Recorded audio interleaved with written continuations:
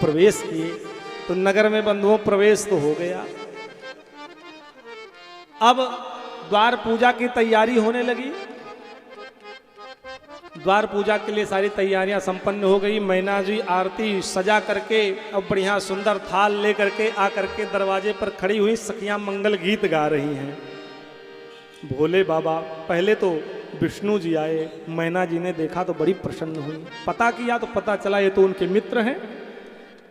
इंद्र आए तो पता चला ये भी उनके सेवक हैं। कुबेर आए तो पता चला ये लेखा जोखा करने वाले हैं। तो मैना भी सोच रही कि मेरी पुत्री का जो वर है वो बड़ा सुंदर होगा, बड़ा सुशील होगा। और डर के मारे किसी ने इनको कुछ बताया नहीं था। ये तो अनभिज्ञ थी, कुछ जान नहीं रही थी। ये तो सोची बढ़िया सुंदर रूप बना करके आए होंगे, आज विवाह है, विवाह के दिन तो सब अच्छे बन के आते हैं। अब जैसे भोले बाबा आए, जैसे भोले बाबा पहुँचे, कंचन थार सोहबर पानी, परछन चली हरई हरसानी।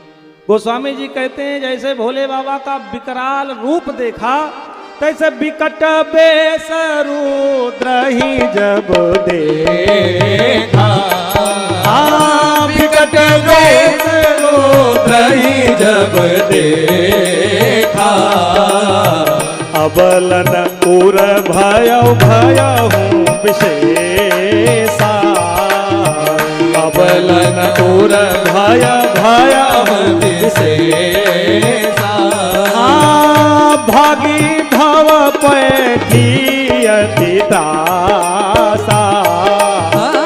भागी भवन पैठी अति दासा। गए महेश जहाँ जनवासा। गए महेश जहाँ जनवासा। गए महेश जहाँ जनवासा। जैसे मैना ने देखा इतना विकराल भयंकर रूप, तो जो थाली ली थी स्वर्ण की थाली, कटोरी में दीपक सीधे हाथ से गिर गया, छूट गया। गंगा जल गिर गया, दीपक गिर गया, अक्षत गिर गया, चंदन गिर गया। और सखियों के साथ अपना प्राण बचा करके बड़ी तेज से भगी। भगवान के गणों ने कहा चलो भोले बाबा, हो गया सम्मान। भोले बाबा ने कहा क्यों, विवाह करने आए, कहाँ चल रहे? अब हो तो गया सम्मान, जब द्वार पूजा में ही इतना सुंदर सम्मान हो गया तो विवाह क्या होगा?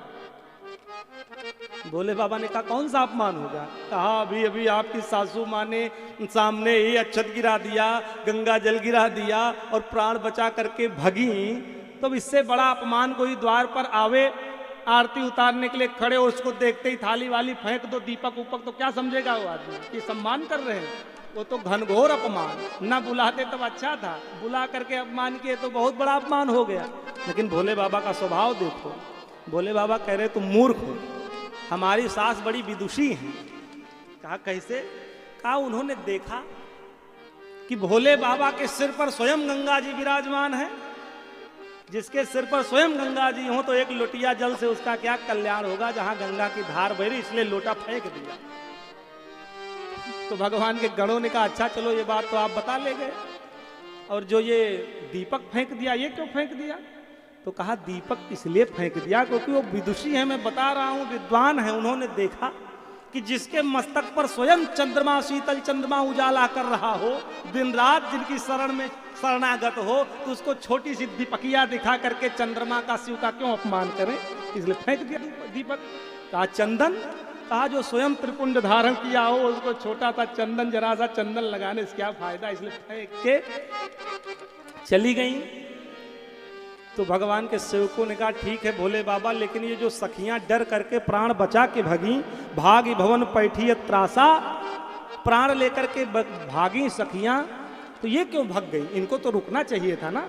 थाली फेंक दी, चलो आपने बता दिया, लेकिन ये भागी क्यों आपको देख करके? कहा सुनो इसलिए भागी क्योंकि उन्होंने नीचे सर किया था, उन्होंने सिर, तो सिर नीचे किया था, तो जैसे ऐसे करके ऊपर देखा तो यहाँ पर हमारे सर्प था, सर्प काल का प्रतीक होता है। तो सखियों ने, मेरी सास ने देखा कि ये सर्प लेकर के आए हैं, गले में धारण करके आए हैं, सर्प काल का प्रतीक है। तो उन्होंने काल को देखा, लेकिन थोड़ा ऊपर और देखती तो उन्हीं काल के ऊपर महाकाल बैठा था, महाकाल का स्वरूप था। तो काल को देखा, तो काल को देख के तो अच्छे अच्छे डर जाते हैं, इसलिए डर के भाग गई, महाकाल को देख ही नहीं पाया। मुझको देख लेती तो भय दूर हो जाता। अंतो गत्वा सेवक लोग जनवासे